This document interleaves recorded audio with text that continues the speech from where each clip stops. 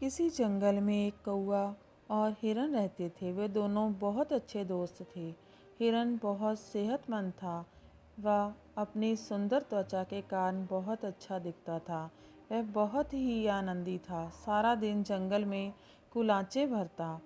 एक दिन उसे एक गीदड़ ने देख लिया। उसने सोचा, मुझे इस सुंदर जीव का मांस जरूर खाना चाहिए। वह सचमुच काफी मीठा और स्वादिष्ट होगा। दुष्ट गीदड़ ने ऐसा करने से पहले उसे भरोसे में लेने की कोशिश की। एक दिन वह हिरन से बोला। अरे दोस्त, कैसे हो? हिरन ने तो पहले उसे कभी देखा नहीं था। उसने पूछा, तुम कौन हो? मुझे नहीं लगता कि हम पहले कभी मिले हैं। मैं गीदड़ हूँ।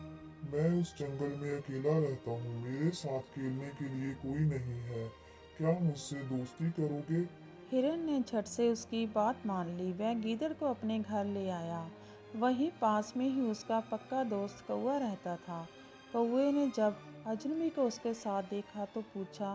ये हिरन, ये कौन है? हिरन ने गीदड़ को उससे मिलवाते हुए कहा, प्रिय कौवे, ये गीदड़ है। ये हमसे दोस्ती करना चाहता है।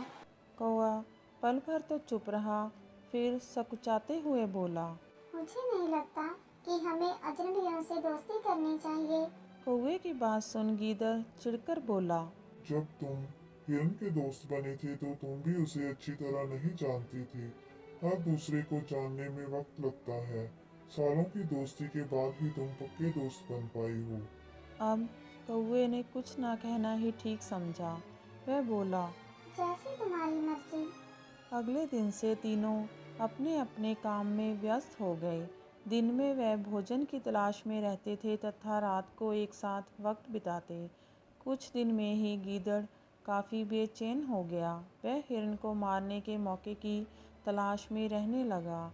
एक दिन वह दोनों घर में अकेले थे। गीदड़ ने हिरन से कहा, आओ तुम्हें मक्का के खेत में ले चलूं।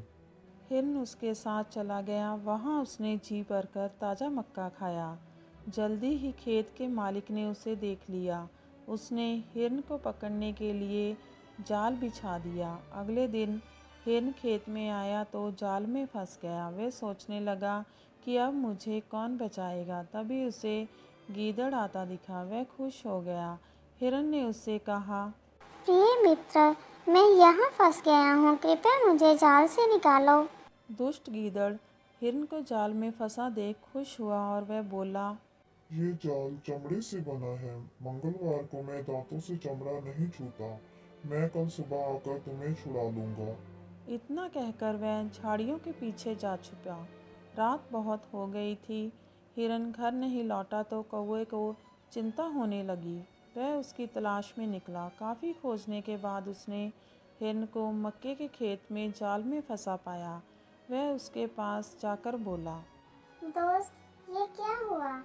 हिरन को कौवे की सलाह ना मानने का अफसोस था। उसने कहा, ये इसलिए हुआ क्योंकि मैंने तुम्हारी बात नहीं मानी। तुमने ठीक कहा था, मुझे गीदड़ पर भरोसा नहीं करना चाहिए था।